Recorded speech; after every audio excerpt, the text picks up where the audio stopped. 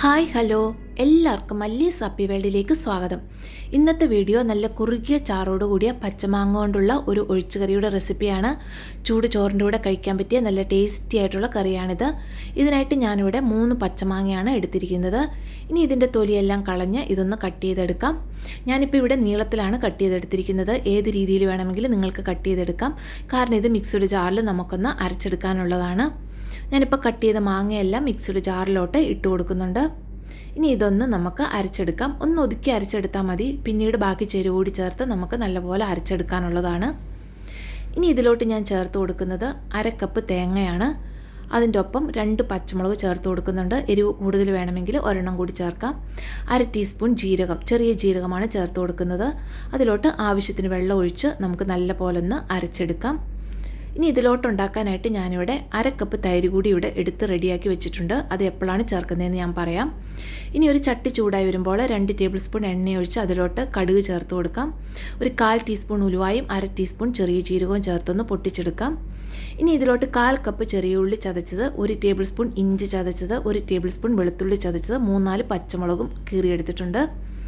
ഇനി എല്ലാം ഒന്ന് കടുകും ഉലുവായും എല്ലാം ഒന്ന് പൊട്ടി മൂത്ത് വരുമ്പോൾ ചതച്ച് വെച്ചിരിക്കുന്ന ഇഞ്ചിയും വെളുത്തുള്ളിയും പച്ചമുളകും എല്ലാം ചേർത്ത് കൊടുക്കാം. ചെറിയ ഉള്ളി കയ്യിലില്ല എന്നുണ്ടെങ്കിൽ ഒരു സവോളയുടെ പകുതി അരിഞ്ഞ് ചേർത്താലും മതിയാകും. ഇനി ചതച്ച് ചേർക്കാൻ പറ്റില്ല എന്നുള്ളവർക്ക് എല്ലാം അരിഞ്ഞും ചേർക്കാവുന്നതാണ്. ഇനി ഇതിലോട്ട് 3 വറ്റൽമുളകും കുറച്ച് കറിവേപ്പിലയും കൂടി ചേർത്ത് എല്ലാം കൂടി നല്ല പോലെ ഒന്ന് വഴറ്റിയെടുക്കണം. ഇഞ്ചിയുടെയും വെളുത്തുള്ളിയുടെയും ഉള്ളിയുടെയും എല്ലാം പച്ചമണം മാറുന്നിടം വരെ നല്ലപോലെ ഒന്ന് വഴറ്റിയെടുക്കാം.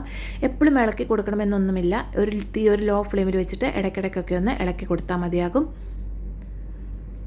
ഇപ്പോൾ ഇതിൻ്റെ പച്ചമണം എല്ലാം മാറി നല്ലപോലെ ഒന്ന് വഴന്നു വന്നിട്ടുണ്ട്.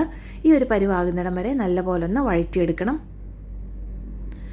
ഇനി ഇതിലോട്ട് ഒരു ഇത്തിരി മസാലപ്പൊടികൾ നമുക്ക് ചേർത്ത് കൊടുക്കാനുണ്ട്. അതിനായിട്ട് ഞാനൊരു 1/2 ടീസ്പൂൺ മുളക് പൊടിയും 1/4 ടീസ്പൂൺ മഞ്ഞൾപ്പൊടിയും ചേർത്ത് കൊടുക്കുന്നുണ്ട്.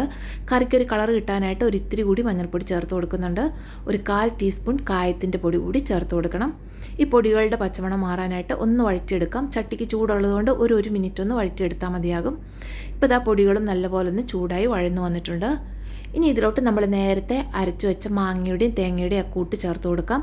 ഈ സമയത്ത് തീ ഏറ്റവും ലോ ഫ്ലെയിമിൽ വെച്ചിട്ട് വേണം ചെയ്ത് കൊടുക്കാനായിട്ട്.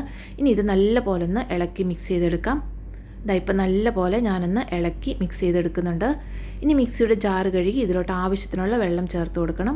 ഞാനിപ്പോൾ ഒരു 1/4 കപ്പ് വെള്ളം ഒന്ന് കഴുകി ചേർത്ത് കൊടുക്കുന്നുണ്ട്. പക്ഷേ ഇതിപ്പോൾ വീണ്ടും കുറുകിയിരിക്കുന്നതുകൊണ്ട് ഞാൻ വീണ്ടും ഒരു 1/4 കപ്പ് വെള്ളം കൂടി ഇതിലോട്ട് ചേർത്ത് കൊടുക്കുന്നുണ്ട്. നമുക്ക് ആവശ്യത്തിനുള്ള കൺസിസ്റ്റൻസിക്ക് അനുസരിച്ച് വേണം വെള്ളം ചേർത്ത് കൊടുക്കാനായിട്ട്. ഇതിപ്പോൾ വീണ്ടും നല്ലൊരു തിക്കായിട്ടാണ് ഇരിക്കുന്നത്. അതുകൊണ്ട് ഞാൻ വീണ്ടും ഒരു 1/4 കപ്പ് വെള്ളം കൂടി ചേർത്ത് കൊടുക്കുന്നുണ്ട്. ഇനി ഇത് ലോ ഫ്ലെയിമിലിട്ട് നല്ലപോലെ ഒന്ന് ചൂടായി ചെറുതായിട്ടൊന്ന് തിളച്ച് വരണം. ഒത്തിരി അങ്ങ് തിളപ്പിച്ചെടുക്കരുത്. ചെറിയതായിട്ടൊന്ന് തിള വന്നാൽ മതിയാകും. ഇപ്പോൾ ഇതിൽ ചെറുതായിട്ടൊന്ന് തിള വന്നിട്ടുണ്ട്. ഒന്ന് ഇളക്കി മിക്സ് ചെയ്യാം. ഈ തിള വരാൻ എടുക്കുന്ന സമയം കൊണ്ട് നമ്മൾ നേരത്തെ റെഡിയാക്കി വെച്ച തൈരുണ്ടല്ലോ, അത് ആ മിക്സിയുടെ ജാറിൽ തന്നെ ഒന്ന് കറക്കിയതിന് ശേഷം ഇതിലോട്ട് ചേർത്ത് കൊടുക്കാം. ഇപ്പോൾ തൈരും കൂടി ചേർത്ത് ഞാൻ തീ ഓഫ് ചെയ്തു. നല്ല പോലെ ഒന്ന് ഇളക്കി മിക്സ് ചെയ്ത് ചൂടാക്കി എടുത്താൽ മതിയാകും. തൈര് ചേർത്ത് കൊടുക്കുമ്പോൾ തീ ഓഫ് ചെയ്തിട്ട് ഇളക്കി മിക്സ് ചെയ്ത് ഒന്ന് ചൂടാക്കി എടുത്താൽ മതി.